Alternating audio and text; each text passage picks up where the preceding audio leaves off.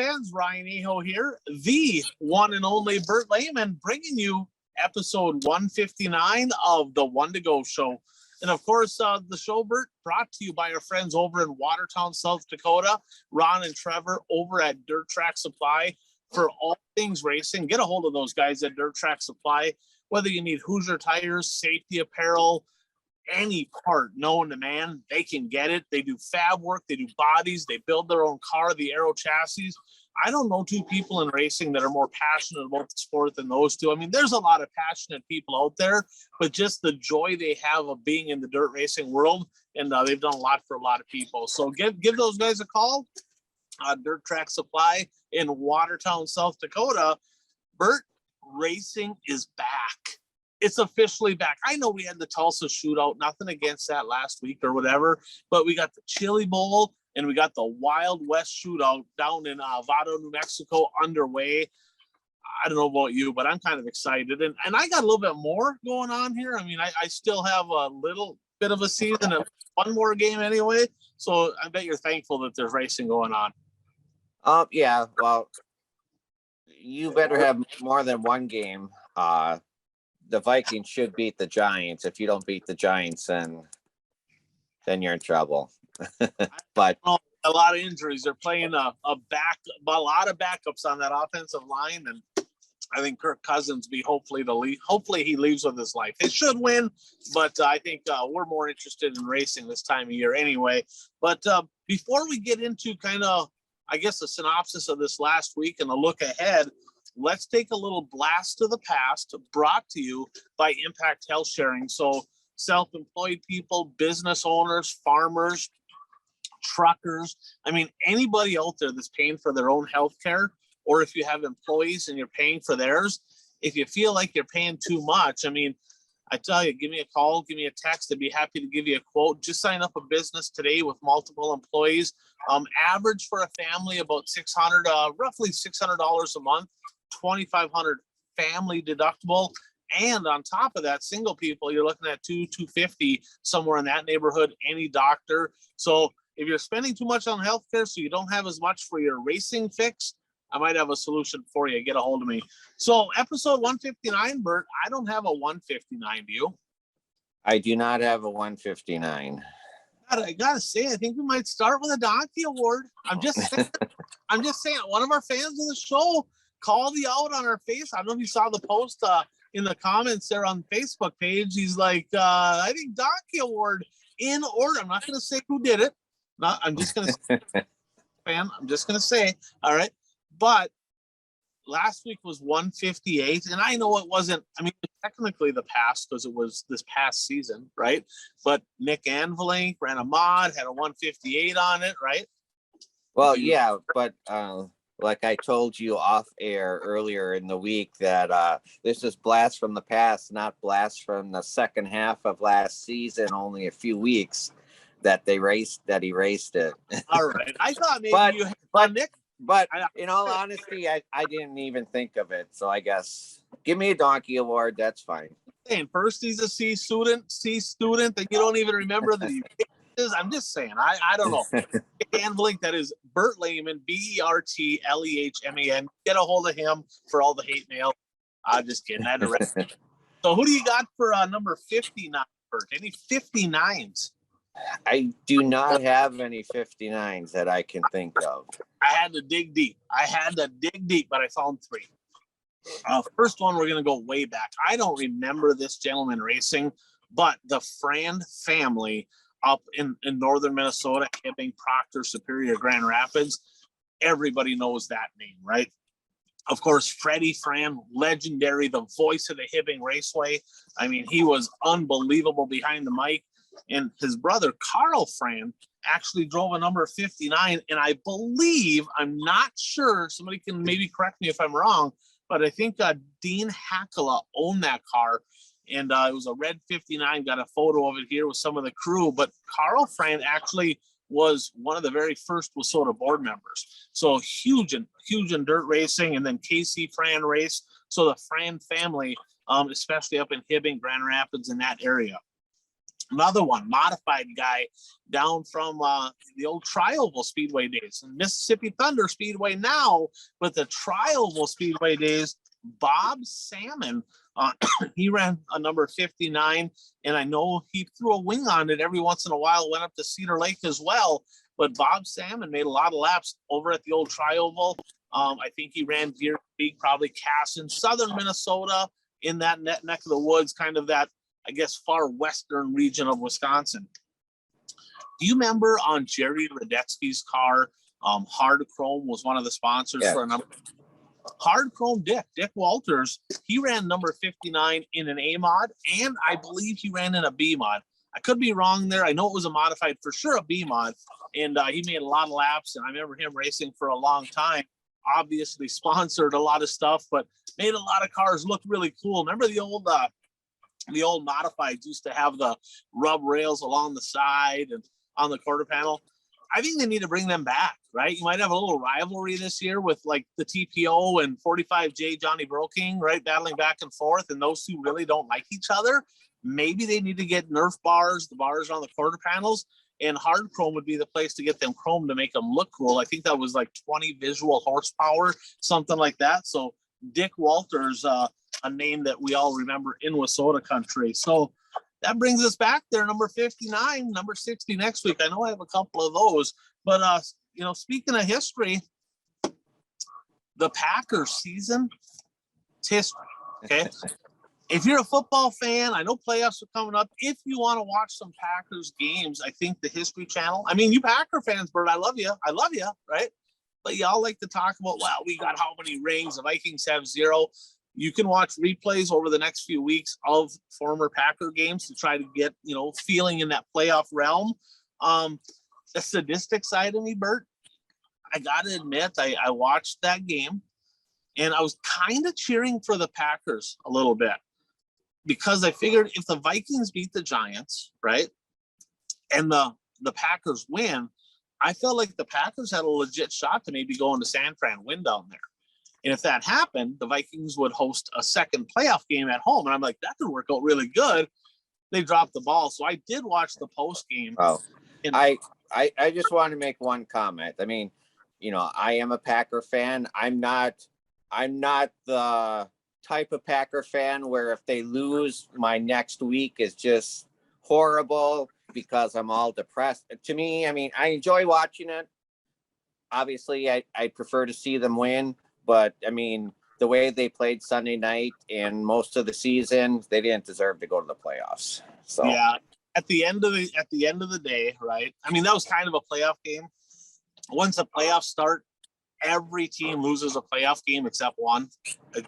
So if you don't win the Super Bowl, it don't matter. And I'm pretty sure my Vikings probably not going to make that happen. So, but I did watch the post game because I'm like, this might be Aaron Rodgers last year. I kind of want to see what he had to say. Mildly entertaining. He actually, it's kind of fun to listen to once in a while, but he said something in there, Bert, that really, I guess it resonated with me. Something we talked about in the past. And, they're really trying to dig in. Hey, are you going to play anymore? Are you done? Are you done?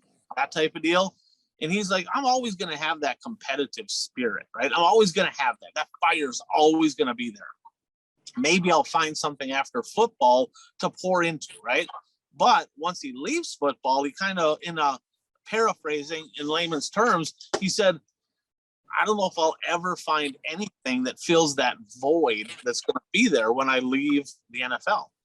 Well, let's relate that to racing, right? We look at that Votto down there. We got Billy Moyer. Billy Moyer's at Vado, right? Votto. Is that Vado? Or... I think I don't know. I think I've heard it both ways. It depends which person on the mic down there is talking. Some say Votto, some say Vado, potato. I don't really know, right? Oh, but yeah, I mean, Billy Moyer, who's retired like 80 times already. And yeah. So I mean, there's people talking smack. Oh, he needs to just give it up. He ain't got it anymore. Well, the guys on the Mount Rushmore of dirt late model racing, let's relax just a little bit. He's the GOAT. Okay, so let's start right there. Okay, but if you think about it, I think he's still racing because he really hasn't found something to fill that void, right? You look at You look at Red Farmer. What is he, 83? I think, or was he 89? Is that what he is? 89, something like that? Yeah, he's in his 80s. I know that. Did you see who won one of the heat races down at the Wild West Shootout? No. Sherman Barnett. Barnett Harley Davidson. Okay. One of the biggest Harley dealerships in the country. He sponsors everything down there. I looked on my race pass, and according to my race pass, a lot of people have their date, their years of age on there. They're how old they are. 87 years old.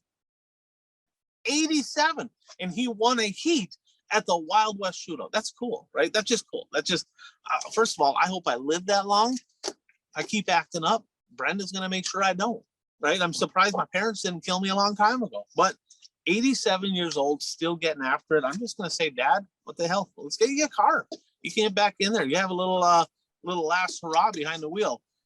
But let's, think about this, right? I mean, there's people all the time. I mean, you got people in your area. We got people in our area that have been racing forever, and they enjoy it. They're still having fun. Maybe they're not quite as competitive as before, but you take a good look at somebody like Red Farmer, right? Sherman Barnett. If they quit racing, do you think they'd last much longer? I mean, it's kind of something that gives them purpose, right? So that kind of worries me. How many times have you heard people retire and like within 2 years they die, right? Well, going to work kind of gives them purpose. So all you race fans, me included, that are kind of talking smack about people that maybe stay longer than they should, watch your own bottom a little bit, right? Because I mean, it's their life. If they're enjoying themselves, having a good time, what are we going to do when a lot of these old dogs quit, Bert? There's a lot more old dogs racing than there is new blood in the sport. I think we got to have a mix of both, but it kind of resonated. That's definitely a concern of mine. I've never filled the void. Once I quit racing, Bert, I'll be honest, I didn't do it at the level of Billy Moyer by any stretch of the imagination, but I have not filled the void in any way, shape, or form. You're telling me that the One to Go show is not filling the void for you? Well, I mean, if you weren't on there, then I'd probably quit. So being around you and talking racing, it certainly helps. It really does. I mean, just being part of this show and just coming on here talking smack once in a while, and just kind of staying connected to racing, it definitely helps. But it's not the same. I mean, racing is that thing that just drove me. I mean, all I did is I put myself in. Everything I did was try to put myself in a better position to win. And once that went away, it's like, I don't even know what to do with my time half the time anymore. So I get it. I get why a lot of these people don't quit. And I get why, Tom Brady and all that, I get why he's still playing football. He's still Tom Brady, probably going to beat the Cowboys this weekend. But I found that interesting that it's something that he mentioned, and it just resonated to racing for me. So let's come back into what we got going on now, right? Let's start with this. The top stories of the week, brought to you by Brad Parson. Brad's got, let's face it, Bert, in racing, right? You got to have the right chemicals. There's rules in the rule book about putting wrong chemicals on tires, wrong chemicals in your fuel. So clearly, would you agree that having the right chemicals with the right application is going to give you better results? Would you agree? I would agree with that. It is not illegal. If you're a farmer, Western Minnesota, the Dakotas, right, over in that area, it is not illegal to call Brad Parson, okay? 320-219-3542. Let me repeat that. 320-219-3542. Get a hold of them for the right chemicals to put in your spray packages so you can get better results in 2023 with all your farming, and you'll be glad you did. And he's a racer, so why not support somebody in the racing community as well? So, number one story of the week, Bert. Let's go late model racing. I mean, what would you say the number one story is from this past week, the first 2 nights down at the Wild West Shootout? I mean, obviously, the performance that Superman is putting on down there, he is just picking up right where he left off at the end of last year. I got 0 points. And and, and that's because I didn't pick Superman. We got Curtis coming in, brand new guy in our pick'ems here. We had a few people, and he's giving us an ass whooping. I think he got 8 points out of it. He's like got a huge lead after the first race. Beginner's luck, and you better get a lead on Burt Lehman. You want to win, you better get a lead. I'm just saying, I'm hunting for you.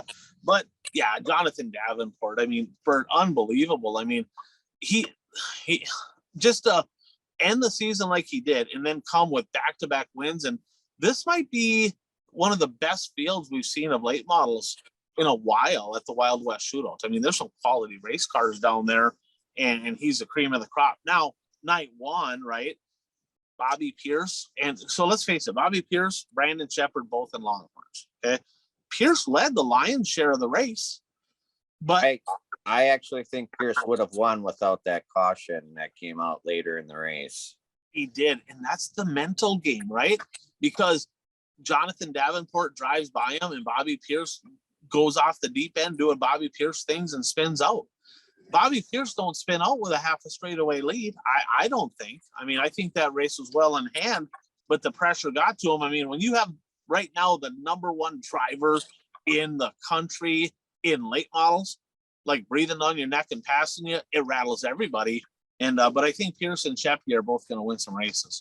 Well, and watching the feature that first night, when that caution came out and the cars lined up, I don't know if you caught this, but the announcers made the point is why is Davenport taking the outside? Because he was running second. I mean, he had choice of inside or outside, and they were surprised that he took the outside.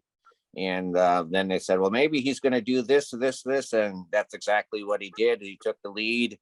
And then I think it was a lap or two later, Pierce spun out. And yeah, because Sheppy looked like he was going to get by him too. I think he kind of got to him, and I think he might have got by him. Night two was a better race for the late models, in my opinion. I mean, night number one was okay, but they had more water on the track night two.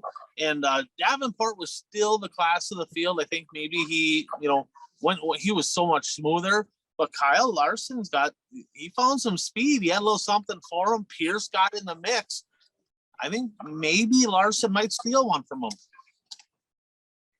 Yeah, Larson definitely. I mean, they were watching that race. They were throwing sliders on each other, and Larson's got something figured out there. And so I think I picked him to win one race down there this coming week. Hopefully it's a night you didn't. I'm just saying. That's for all the guys in our pick'ems contest. Another story, right, from this past weekend, and we'll get a little bit more, we'll do a little deeper dive, I guess, into the Wild West Shootout night one and night two. But let me ask you this, okay? So I'm looking at Longhorns, right? And I'm looking at Rockets. Okay, then I get it. There's Capitals. Ricky's running good, right? He's got, his car, the Sniper. You got some Capitals, you have some Black Diamonds, but quite honestly, over the last several years, the two main chassis builders in dirt late model racing have been Longhorn and Rocket. It's just they're up here, and Capitals are fast, right? Some of them other cars are fast, but they got the lion's share of the market, so to speak.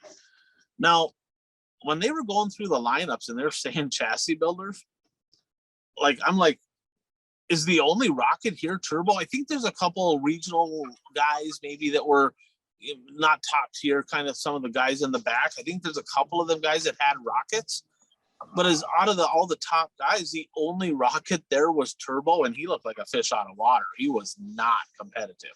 He did not. So looking at that, Bert, I kind of made a list. Me and my buddy Dan made a list here, and we're kind of going through it, trying to just think off our head. Now, Rocket and Longhorn. Now remember, this year you had Bishop and Pierce, and it sounds like Jimmy Owens all jumping over Longhorn. Okay. In the Rocket right now, your top guys, in my opinion, I'll name a handful here. Turbo, Madden I would say Madden is the top. He's the best guy.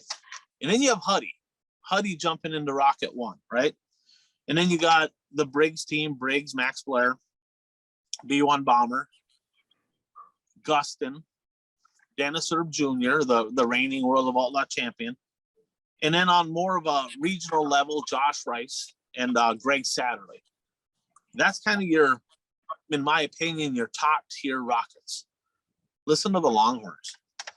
Davenport, Brandon Overton, T-Mac, Bishop, Pierce, Owens, Moran, Simpsons, Marlar, RTJ, both of the Scott brothers, Earl Pearson Jr., Bab, Kyle Bronson, Kyle Larson, Tanner English, and I think Shirley's in the Longhorn, but I'm not sure if he's bouncing back and forth. Bert, it's not even close. I mean, it's not that there's not a few good guys in a Rocket, but here's where the question comes in. Is the success or lack thereof of what Hudson O'Neal does in the Rocket One, is that going to be life or death for Rocket on a national late model level? I mean, I don't know if it's going to be life or death. I mean, it's definitely going to have an impact because, I mean, Rocket One is the house car. So if the house car isn't doing good, obviously, you know, other drivers are going to take notice of that. I mean, the surprising thing is, and this, you know, I'm not sure why he did it, but it's kind of telling that, you know, Brandon Shepard goes out on his own and he's driven the Rocket house car for how many years, and he doesn't go with Rocket when he goes out on his own. So to me, that's a telling tale right there that something either, you know, Shepard thinks that Rocket's behind on technology, or, you know, he's seeing other drivers in Longhorns that are just, you know, doing really well. And, you know, he wants to, you know, maybe after being in Rocket for so long, he wants to give something else a try. And but I mean, that was a telling thing to me, was when Brandon Shepard didn't even go with the Rocket when he ventured out on his own. You know, I think Steve Arpin has something to do with that. I really do, because he runs Longhorn down there. He's kind of the main jammer in the, you know, he's kind of the main guy in the office. And Arpin he's got the ultimate charisma. He's well connected. He's buddies with, he's never met a person that he's not friends with. I mean, he can strike up a conversation with anybody. I think if you look at just personalities wise, I don't know Mark Richards, but you hear, you know, he's kind of brash. He's not real personable sometimes. He's smart, successful, but he's just not that. He's not that guy. Steve Arpin's got that charisma, right? They got him a ride in NASCAR. He's talented, but he got a ride more because of his off the track stuff, right?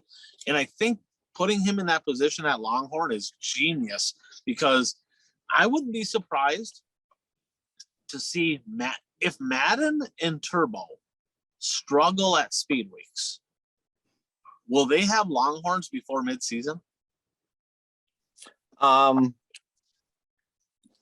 Definitely a possibility, because drivers tend to get some, you know, a lot of drivers will have a backup car that is a different chassis because they want to see how it feels, or, you know, just for something different. I mean, I think Bab had 3 different chassis at one point in the last couple of years. But, you know, as far as chassis go, I mean, if you look back over, you know, the last 20, 30 years, I mean, a chassis will have a good run and then they kind of just fade away. I mean, Rayburns were popular and not anymore. Masters builds. I mean, it used to be everybody had a Masters build. I mean, there are still master builds out there, but I mean, they're you know, not even close to what it was back in the 90s. So the fact that Mark Richards, though, is so involved with racing, you just don't envision that that's going to happen to Rocket. But and they got enough cars on probably regional type stuff or whatever, but man, they're fading. They're fading, and they're fading fast. And Longhorn is on the rise. It's going to be super interesting to see what happens there. Speaking of chassis, Bert, let's jump over to modifieds down at the Wild West. So, you know, we'll talk about one of our local guys, you know, a Wissota, a guy that I consider a Wissota guy, ran USMTS. Dan Ebert brought out his new Mullins chassis. So Tanner Mullins building cars. He's really good in the USMTS realm. He looks strong. He kind of had some issues in practice, he said, but he got a first and a third night one. Night number two, he got second in the B and went from 19th to 4th in the feature. Okay.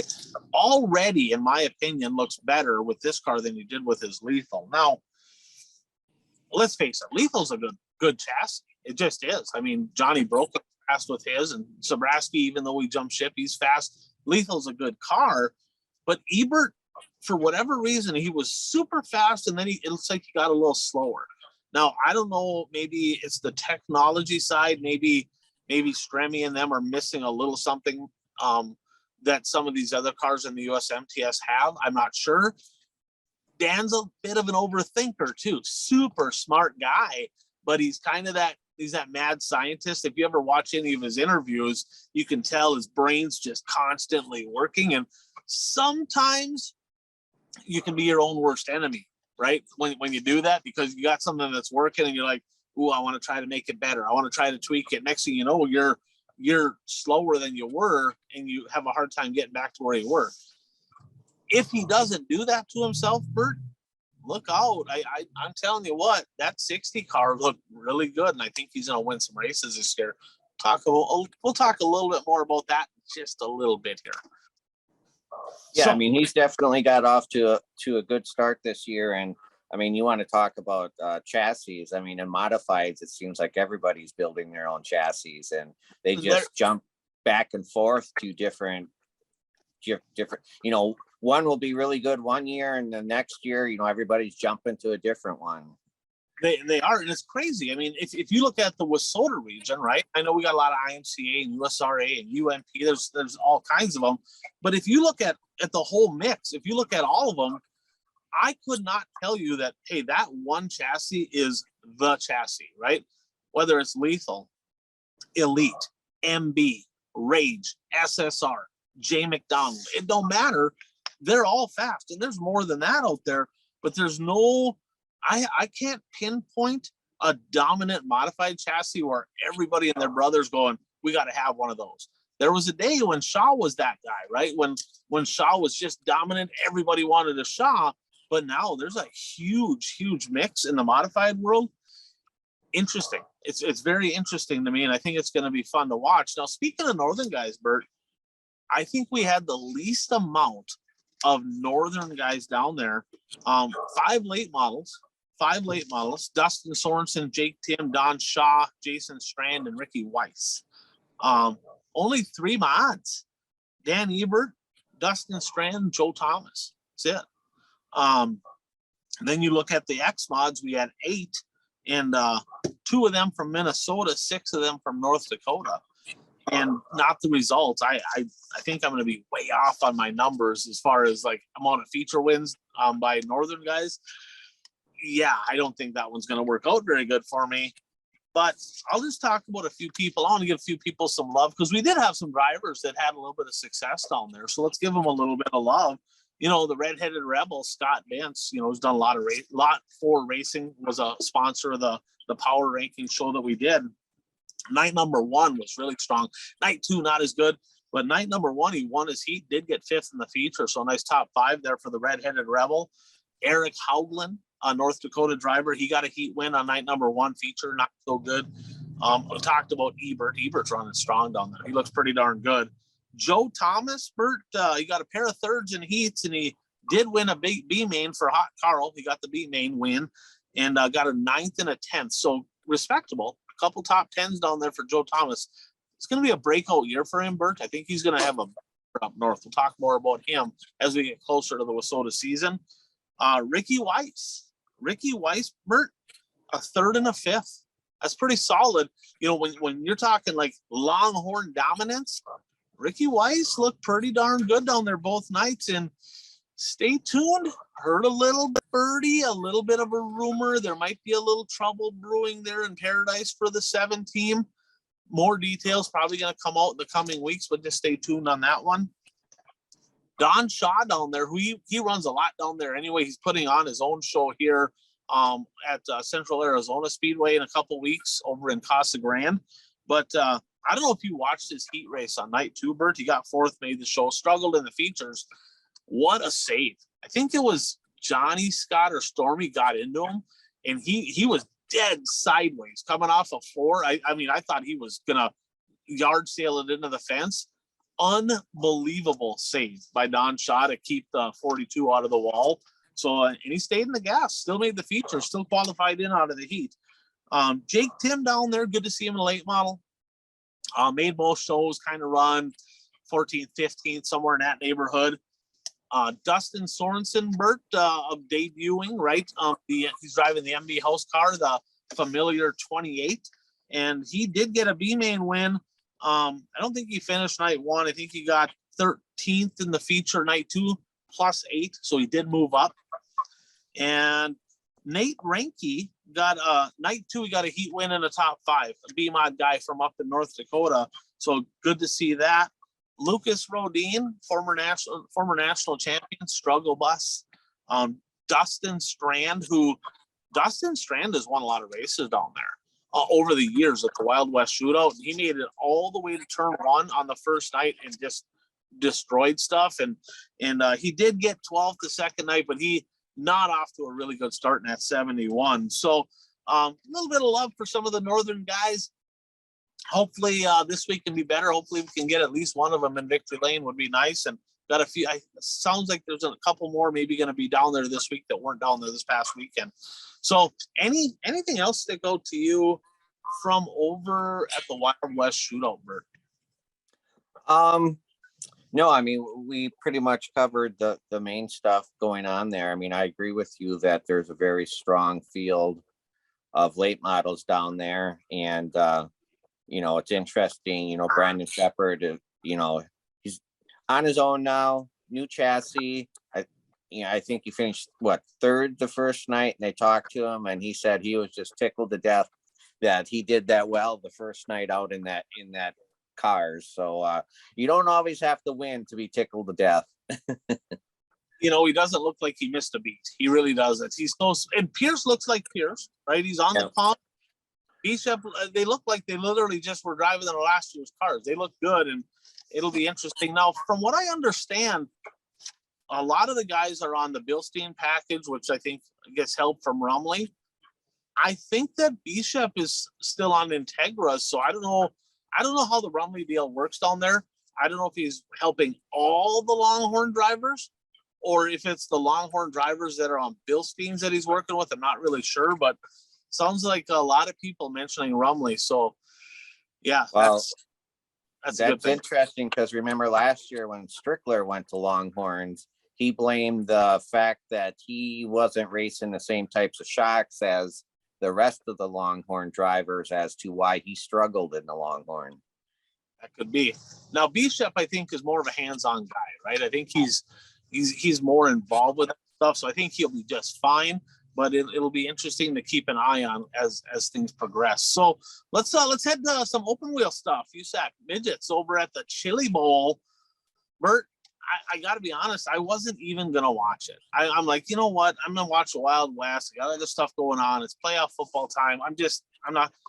That would have been a mistake because both features were phenomenal. I mean, how do you not watch the Chili Bowl? It was incredible. Just a quick little, the winners. Night number 1. 20-year-old Cannon McIntosh parked at victory lane. Night number 2, 19-year-old Hank Davis held off Spencer Baston. Hank Davis last year, Bert, won 15 features. And 19 years old, this kid's going to be a stud as well. With that said, a little bit of drama there on night number 2. What'd you see? Well, there's 3 cars got together, brought out the caution, and then it was up near the wall, and the leader tried to do the Spider-Man act and climb the wall to get by them because he had committed. I'm not quite. I mean, I had to go back and rewatch it and count. I mean, those cars were at a complete stop for at least 3 seconds before the leader got there. I mean, granted, you're going at high speeds, it's a small track, so but I guess I would have thought that if they're there for 3 seconds, he would have had enough time to do something to avoid it. Let's take a little deeper dive here. So Buddy Kofoid, they call him Michael Kofoid, but I think he's always went by Buddy Kofoid, but maybe he wants to go by Michael now. I'm not really sure. 71W. So 71, I was a fan immediately, right? So he's leading the race and had a few car length lead. It's a bull ring, right? So they're getting after it. And 3 seconds, I feel like, is darn near a straightaway. Right? It was because that's a little tight deal. And those guys wrecked. They're up against the fence, and it stopped. The race has stopped. It's a yellow.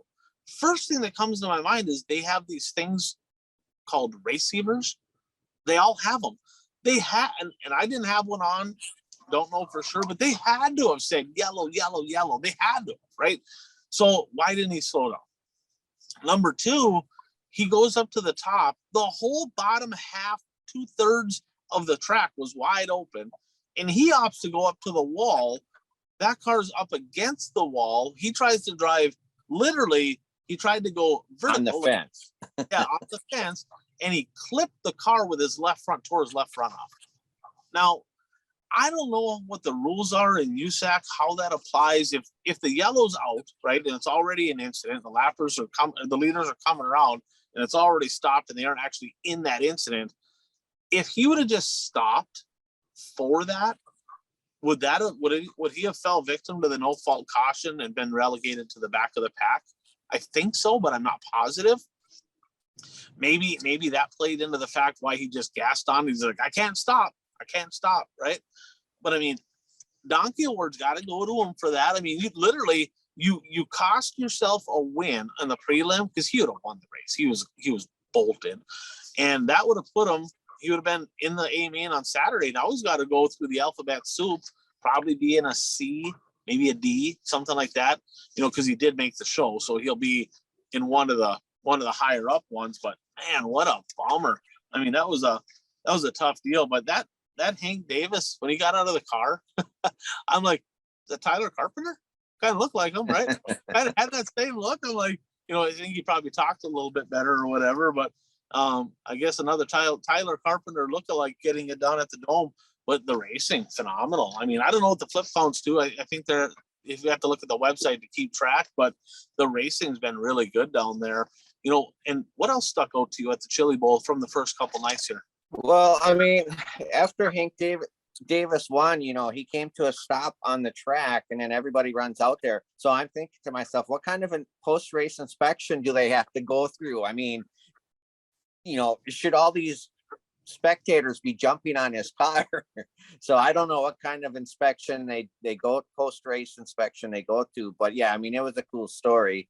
And yeah, also in that race, the third place finishing driver was a 16-year-old female, Jade Avedison. They interviewed her after I watched the interview with her, and yeah, she's 16 years old, and she's the highest finishing female in a preliminary night feature at the Chili Bowl. So that's kind of cool to see. And I know there's at least one other, and then probably more female drivers participating in the Chili Bowl prelims. Yeah, Kaylee Bryson got 6th in that. She was up and battling for the top 3 and kind of got punted a little bit.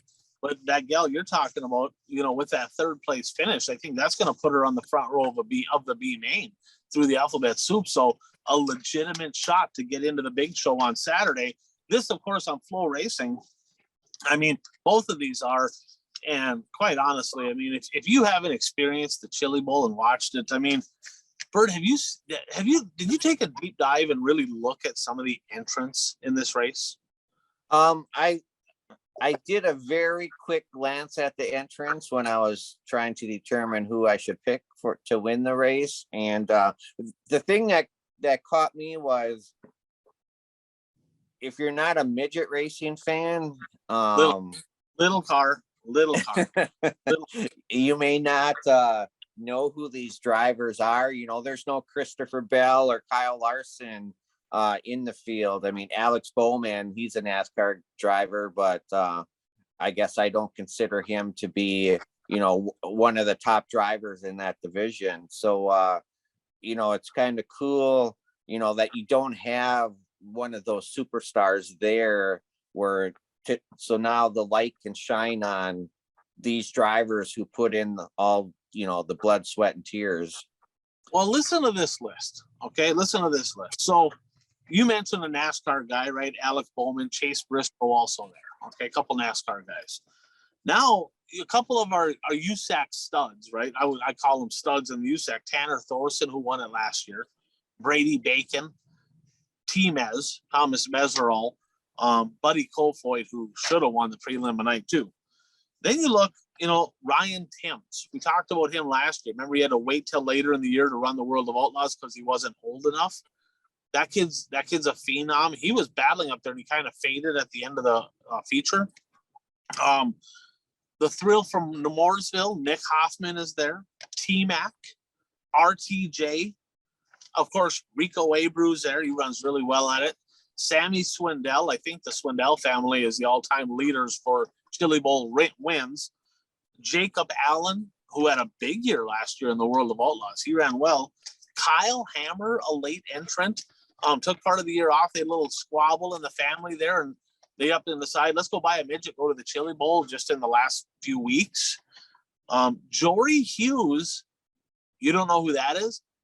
He races up north. He races like in the UMSS stuff, like in Hibbing and Grand Rapids, stuff like that. One of our guys, one of our northern guys, good old Jory, JJ Yaley, Kyle Steffens, the Warlock, really good UMP mod driver. Parker Price Miller, Mad Max McLaughlin is there, right, from the Big Block Modified Series. Jake Neal, Taylor Cool, another gal who has run really well in the IMCA Sport Mods. She got a ride for this deal. And then the former World of Outlaw director, Casey Schumann, he's a sprint car guy at heart anyway. So, I mean, you look at this and there's so many realms of racing, right? Modifieds, late models, sprint cars, World of Outlaws. I mean, everything, you name it, it's all there. And it's pretty cool. I mean, it's kind of that underdog deal. You're kind of hoping somebody from your genre of racing gets it done, or somebody that maybe is kind of a young person or a young gal or something. It's a pretty good storyline down there in Tulsa. It's a big event. It's been around for a long time for a reason. So several more nights of racing, the big dance on Saturday, Bert. And I got to be honest, I'm kind of excited too. Remember was it last few years? They had part of the show on Saturday on MAV and the other part of the show was on Flow. Well, now Flow owns MAV, so it's all on the same thing. So that's super cool. So you don't have to have two different streaming platforms. That's a good thing. So, Bert, let's jump into the last lap. Brought to you by Zuli's Race Engines. And of course, I mean, if you're up in the Wissota area, you can build engines for anything, right? But if you want to win, you know, you need a good mill. You got to have some good power, some dependability, some durability, and you want somebody you can kind of have some good rapport with. That's Frank over at Zuli's Race Engines. Just look at their Facebook page. You see all the wins, all the championships they had last year. The proof's in the pudding, right? If you can't beat them, join them. Get a hold of them now. Season's coming soon. Make sure you get that good mill underneath your hood. He'll take care of you. So let's do this. I'm gonna wish my dad a happy birthday, Bert. Happy birthday. Yeah, we're filming the show. It's Wednesday, right? Tuesday was his birthday. 77 years young. He told me 57. I called bullshit on that one, right? But you know, what I tell you, my dad's one. I've learned a lot from him over the years, and probably the first thing I learned in all seriousness is that guy helps everybody. He's always been that guy that no matter who needs it, and he don't even charge people half the time, he still helps, you know, racetracks up north. And I mean, he's 77 years old. He cuts firewood, he's building trailers, he's doing mechanic work for people. I mean, you name it, he does it. So I learned that, you know, if somebody needs something, you know, just be that guy and help them out. Probably learned a couple more things probably going to get in trouble for this, Bert, but you know what? We're going to have a little fun. I have the floor. I can talk. He can't, right? Maybe I'll have to interview him one day, but you know, couple old stories. So deer hunting. Bert, you ever go deer hunting? No. I went deer. I deer hunted for quite a while. I haven't for a few years, but I went deer hunting. I used to go up to the shack with my dad. My first year going up there, let's just say that they did it a little bit different, Bert. They did it. They upped their odds. They did it a little bit different. I'm not gonna. Allegedly, let's just say that maybe mom wouldn't have been very impressed with how we got our deer. Let's just put it that way. And then I did the same thing a few years later, right? We had a woodshed next to the house, and a couple skunks came in, sprayed all over the deer meat that we got. So me and a good buddy of mine went out and we're like, we got to replace them deer. I'm like, my dad taught me exactly how to get more deer in a short period of time. I tell you, you can put your own thought process to how that got done, but let's just say we were very successful. Want to thank my dad for that knowledge he instilled in me on how to get deer in a quick hurry. Okay, that's number one. Number two, you ever ride bike or exercise outside in the summer, Bert? Mm-hmm. So you look at me and you're like, well, you don't. Well, I did. I probably should, probably will more. I decided one year I'm gonna go for a bike ride, right? My parents lived about a mile out of town in Chisholm. There's a lake in Chisholm, Minnesota.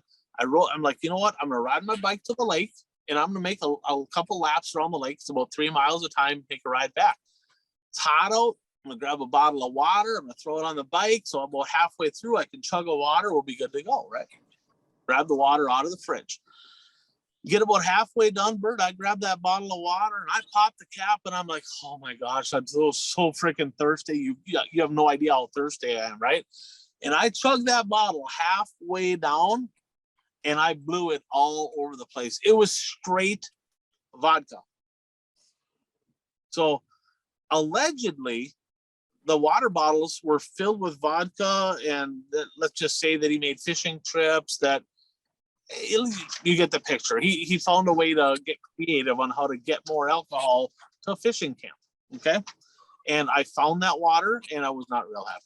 Okay. So, but I did learn how to get creative and do a little smuggling. Okay, cool.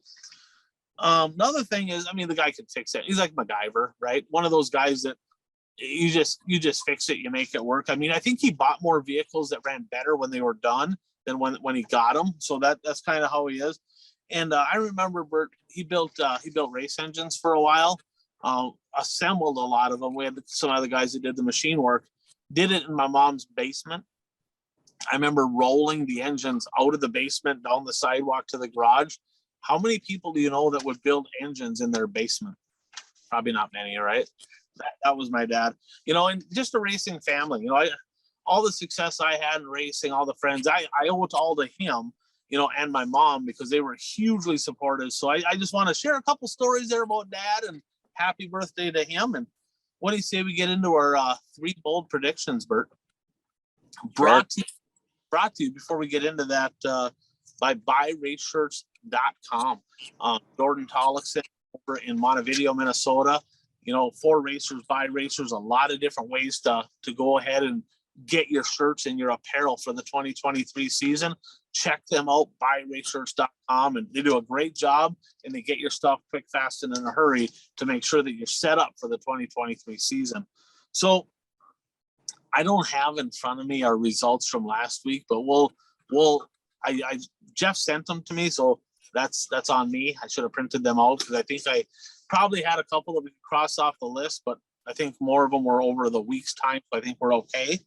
But one of them was, you said that the flip count at the Chili Bowl was going to be 20 some, and when you said that, I thought, or you said it was going to be more than 20 some. Well, when you said that, it's like, isn't the flip thing like 80 every year? Is that is? And well, they're up to like 18 already. Are they really? Yeah. Okay. Well, I better change my number then, right? How about this? I'll change that one. If Jeff they will set a new flip count record. How's that? Is that better? Okay. That's more acceptable. Well, no, I mean the 20 is acceptable. It's just low hanging fruit.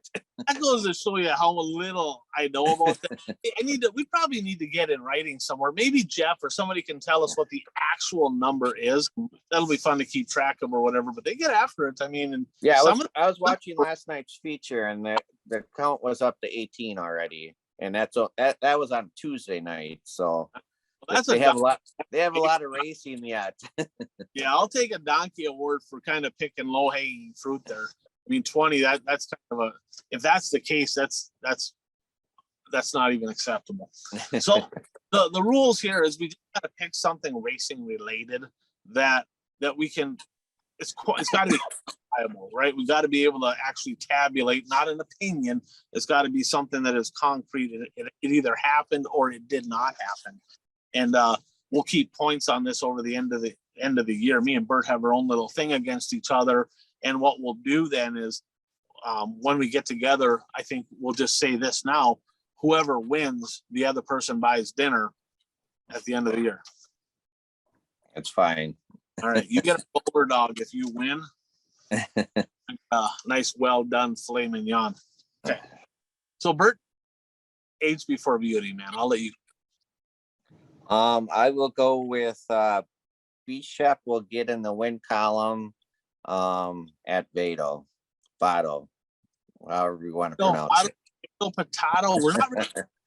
We're not really sure. Depends which commentator you listen to. I'm gonna do a parlay here, and I want a ruling from you.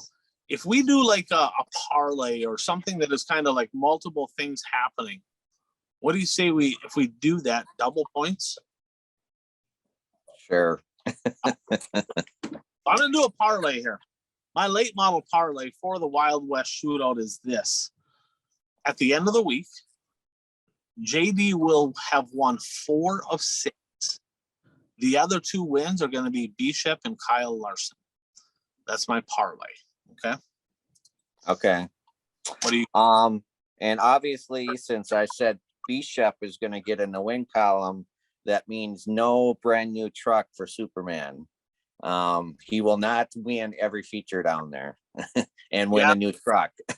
I would say that you're probably correct on that. Now, I'm going to go to the Chili Bowl here, and I'm going to say out of what we would consider late model drivers, right? You know, that group, RTJ will have the highest finishing position on Saturday of all the late model drivers.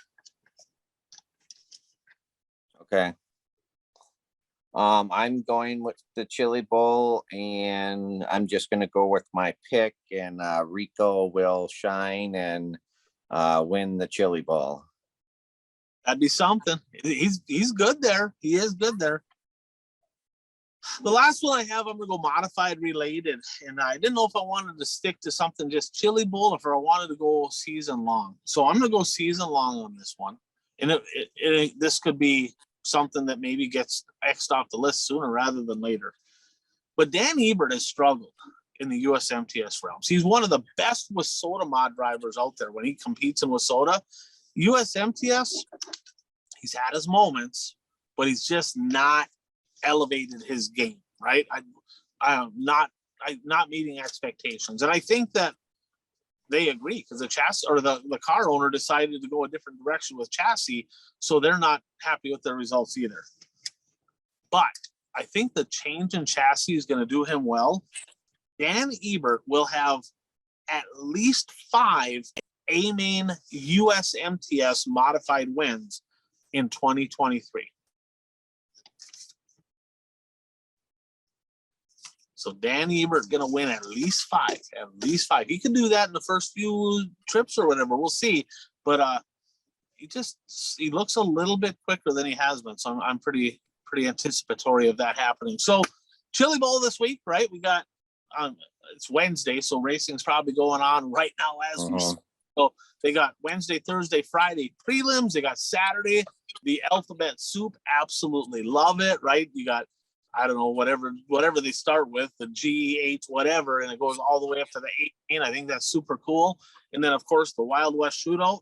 They're racing tonight down in Vado, Potato as well. And then Friday, Saturday, Sunday, they will race as well. And then coming up, a couple big things coming up that following week, the official start to Speed Weeks down at Volusia. So that's going to be pretty good. Sunshine Nationals. And I know Don Shaw's got a show. We'll be talking about that down at Kokopah. A lot of Wissota guys heading down to that one. So, Bert, anything else that maybe was on your mind here this week? Any closing thoughts? Anything else that you kind of saw that was noteworthy that we should bring up? No, I think we covered everything in the show, and just getting ready for the weekend of racing and football. There you go. Oh, it's going to be a good week. Episode 159 in the book, 160 coming up. Race fans, if you know any more 59s, right? Go ahead, throw them in the comments. If you got some favorite stories, hey, if you have some good stories about my dad, maybe something I haven't heard about, put those in the comments. I'd love to hear them too, because fun stories are always fun to kind of hear, right?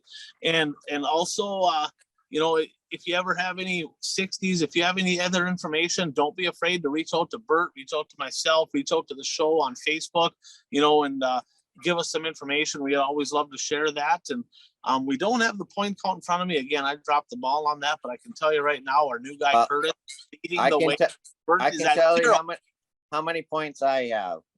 He's got the old goose egg. And so it's we got a few of us. We got some new people in there. We got several in there. It's going to be fun. We will have the points up on the show. If you're watching it, we'll post them right now. We'll make sure want to thank Mason Aaron's videos. He does such a great job for racing. Thanks to him for editing the show. Thanks to Dirt Race Central for allowing us during the summer to be able to get some video footage there. And just thank all of our great sponsors again. But Bert, episode 159 in the book, 160 next week. Always fun chatting racing. We'll be back next week.